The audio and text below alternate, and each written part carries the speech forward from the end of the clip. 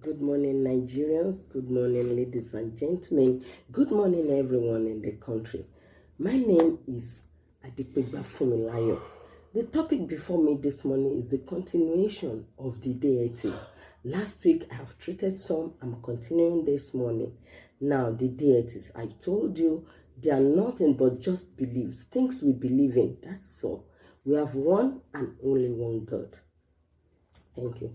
Now I continue. Now I'll pick Ifa. Ifa is a god the Yorubas believe in. Ifa, according to the Yorubas belief, Ifa lives within the earth and in heaven. According to history, Ifa lives in Oke-Igbeti in Ile Ife. He lived there. He is between the earth and heaven. They said, according to history, Ifa was there when the Lord was creating everyone. Our destiny, when we are picking it one by one, Ifa was there. He witnessed it. That is the Yoruba's belief. Now, according to our beliefs, when anybody go to an Ifa priest to consult an Ifa priest will know everything that went wrong with the person, because according to the belief, Ifa was there when the Lord was creating everyone and when each and every person was picking his or her destiny. I'll pick issue. Issue, according to the Yoruba belief, is a very ugly god. To identify an issue shrine, you will see a 3 stones on a T-junction or outside the town, or you can see an effigy carved with long back like this. Very ugly looking thing.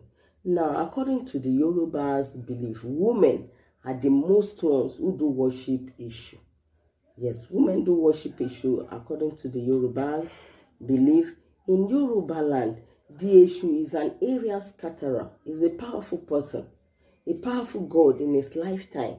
He lives in Oke-Igbeti in Ile Ife as well. Ishu, before any Babalawo could embark on any work, he must give sacrifice to the issue to appease him. If he should forget or refuse, Ishu will destroy everything he's doing, because Ishu is an area scatterer, a no-nonsense god, a troublesome god, very troublesome god. Number three, I will pick Oshun. Oshun is a very nice woman in her lifetime. Oshun is our mother. According to the belief, the Yoruba's belief, is a god you can find among the Yorubas in Osun State. And even outside Nigeria, according to the belief, they do worship Osun, the Osun deity. According to the belief, Osun happened to be a very nice woman in her lifetime, very friendly, very helpful to her people. People loved her. They will gather around her.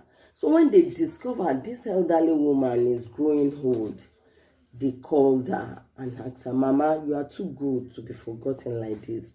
What and what can we do to remember you?" Mama said, "Make a grove. At the grove, give sacrifice there every year to remember me. I will surely answer you all."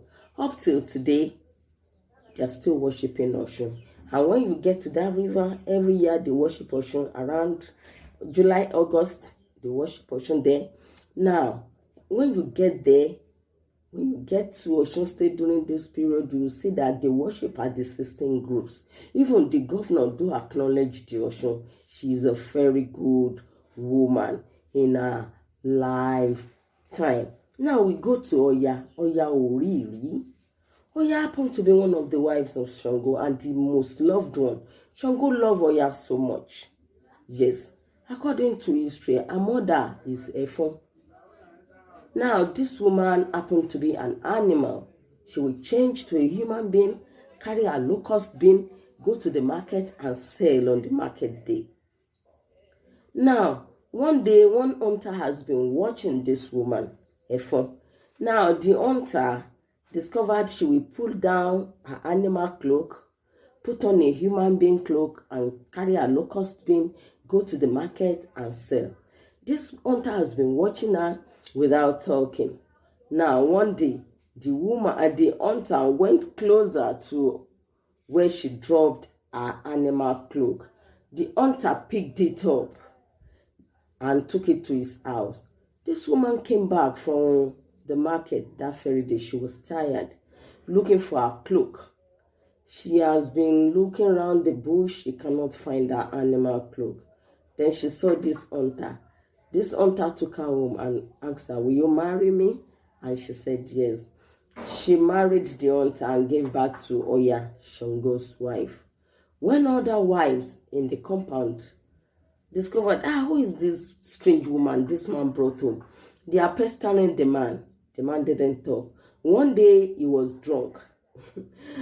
The hunter was drunk. So he told them the secret. She's an animal. He brought her from the wild. Look at her cloak on the roof. So one day, this woman went out to sell her locust bean as usual. She came back. Her co-wives were mocking her, calling her animals. She became wild. She became hungry. They told her, "Look up. Your cloak is up there. Pick it up and get out of our house." She went up the roof, picked up her cloak. She changed to animal and tore them into pieces. She tore them